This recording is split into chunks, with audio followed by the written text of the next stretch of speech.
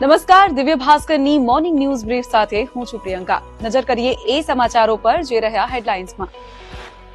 અર્જેન્ટિનાના footballer Lionel Massey 3 દિવસના ભારતના પ્રવાસે છે. તેઓ કોલકાતા પહોંચ્યા, જ્યાં તેમણે 70 ફૂટ ઊંચી પોતાની મૂર્તિનું વર્ચ્યુઅલ ઉદ્ઘાટન કર્યું. સોલ્ટ લેક સ્ટેડિયમમાં મેસીના વહેલા જતા રહેવાથી નારાજ ફેન્સે તોડફોડ કરી. સીએમ મમતા બેનર્જીએ માફી માંગવી પડી. આ મામલે મુખ્ય આયોજક સતાદ્રુ દત્તાની ધરપકડ કરવામાં આવી. આ પછી મેસી હૈદરાબાદ પહોંચ્યા, જ્યાં તેલંગાણાના સીએમ રેવંત રેડ્ડી અને બાળકો સાથે તેઓ ફૂટબોલ રમ્યા. કેન્દ્રીય કૃષિ મંત્રી શિવરાજસિંહ ચૌહાણને પાકિસ્તાનની ગુપ્તચર એજન્સી આઈએસઆઈ તરફથી જીવનો ખતરો છે. ગૃહ મંત્રાલયને હુમલાનો ઇનપુટ મળ્યો છે. આ પછી ભોપાલ અને દિલ્હી સ્થિત તેમના નિવાસસ્થાનની સુરક્ષા વધારી દેવાઈ છે.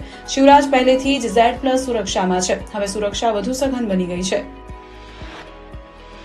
પંકજ ચૌધરી યુપી ભાજપના નવા પ્રદેશ અધ્યક્ષ બનશે. તેમણે લખનૌમાં નોમિનેશન ભર્યું. તેમના સિવાય કોઈ ઉમેદવાર નહોતા, તેથી પંકજ ચૌધરીની બિનહરીફ ચૂંટણી નિશ્ચિત છે. સીએમ યોગી, બંને ડેપ્યુટી સીએમ કેશવ મૌર્ય અને બ્રજેશ પાઠક સહિત 10 નેતાઓએ તેમના નામનો પ્રસ્તાવ મૂક્યો. પાકિસ્તાનના કરાચીની એક કોર્ટમાં ફિલ્મ ધુરંધર વિરુદ્ધ અરજી દાખલ કરવામાં આવી છે, જેમાં રણવીર સિંહ, અક્ષય ખન્ના અને ફિલ્મ નિર્માતા પર એફઆઈઆરની માંગ કરવામાં આવી છે. આરોપ છે કે ફિલ્મમાં બેનઝીર ભુટ્ટો અને તેમની પાકિસ્તાન પીપલ્સ પાર્ટીના ઝંડા અને રેલીઓના દ્રશ્યો પરવાનગી વિના દર્શાવવામાં આવ્યા અને પાર્ટીને આતંકવાદ સમર્થક ગણાવવામાં આવી, જેનાથી પાકિસ્તાનની છબીને નુકસાન પહોંચ્યું.